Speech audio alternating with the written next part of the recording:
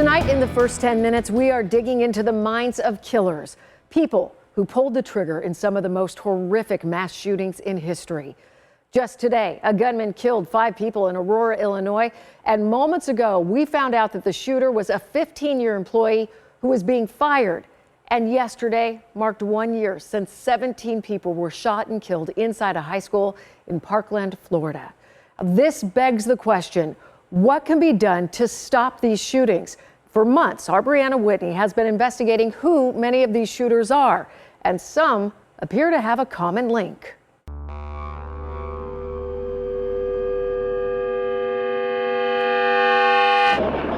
I saw him shoot. First shot went off. Shooting was on that side. He left everything for people to see for a reason. He wanted the world to know what he thought. Because he thought that's how it is in his head is how the world was. He was her childhood friend. Eventually, he was her boyfriend. Ashley Figueroa didn't know high school without Jared. Did you know you were dating a future mass shooter? Did you ever think that? At the time, no. I wouldn't have never thought that whatsoever. In 2011, Ashley watched her TV as Congresswoman Gabby Giffords was rushed to the hospital, shot in the head at an event.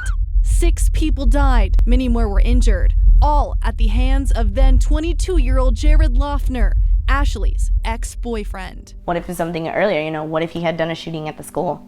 I might not be here today for all I know. She says looking back now, the signs were there. Loughner felt the government and world were against him. When he was talking about his conspiracy theories, he's very passionate about it.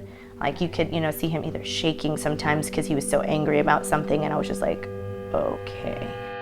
I've covered 2 of these mass shootings. In 2014, I was sent to Santa Barbara, California, after Elliot Rodger killed 6 people. And then just 3 years later, I was a reporter in Texas and was sent to the Sutherland Springs mass shooting that left 26 people dead in a church. And as a reporter, you get to these scenes and you're interviewing people, and they're devastated and heartbroken. And you hear the same thing every single time. I never thought he could do this. What's happening to boys today is scary, it's sad, it's tragic, but what's even more tragic is that we are ignoring it. Dr. Warren Farrell, author of The Boy Crisis, has been studying this for decades. He says girls do better in school, have better self-esteem. They aren't the problem. It's the boys who grow up wanting to be the star football player, the hero firefighter, the picture of masculinity. And the mass shooters appear to be one and the same: young, white, loners who don't fit this mold. Young white males, especially suburban males, tend to have expectations put on them.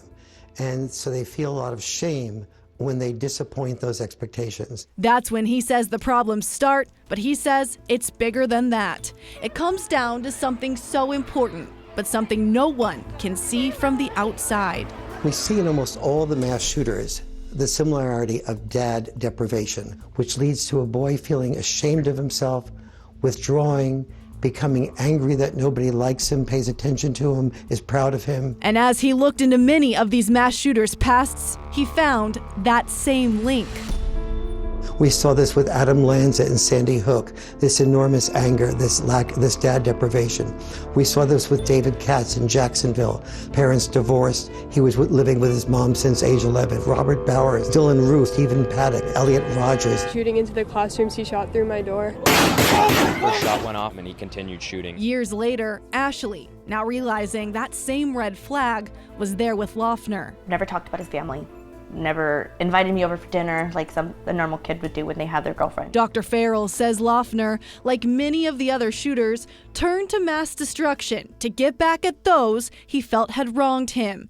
Farrell says that's the storyline almost every time. I'm angry at girls. I'm angry at the school. I'm angry at teachers. I'm angry at people in general. I have no real friends. I will get attention for once in my life. I just saw blood everywhere. He says while father involvement is key, it can't cure a genetic mental illness or disease. In those cases, he says rehab and intense psychotherapy are needed. But he says too often after these shootings, we only see and feel the effect: death, heartbreak, fear. But we must figure out how to address the cause.